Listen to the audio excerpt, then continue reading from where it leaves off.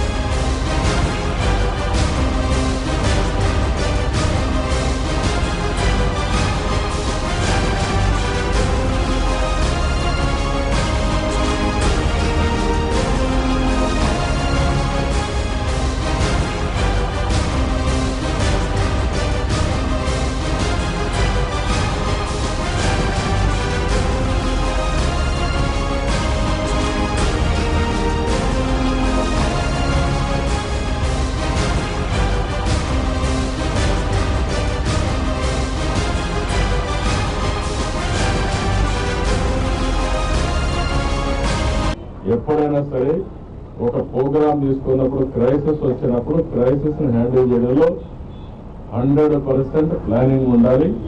Planning చేయడమే కాదు, దాన్ని అమలు చేయడం కూడా 100% అమలు చేయాలి. అమలు జరిగిందా లేదని మీరు సూపర్వైజ్ చేయాలి. సూపర్వైజ్ చేసిన రిజల్ట్స్ కూడా అవుట్కమ్ ఒకసారి వేరీ చేసుకోవాలి. అప్పుడే మనం అనుకున్న పనులు అవుతాయి. నేను అందుకని కలెక్టర్ గారు చాలా స్పష్టంగా చెప్పాను. అనధికారులు కూడా చాలా వరకు మేయర్ కానీ కార్పొరేటర్ అందరికీ జిల్లాలో ఉండే ఎంపీ పేరు సర్పంచ్ అందరూ చెప్తున్నా, మీరందరూ కూడా ఓన్లీ ప్రివిలేజెస్ మాత్రం కావాలి, మాకు బాధ్యత లేదంటే కరెక్ట్ కాదు. మిమ్మల్ని ఎన్నుకునేదే పౌర సదుపాయాలు కల్పించమని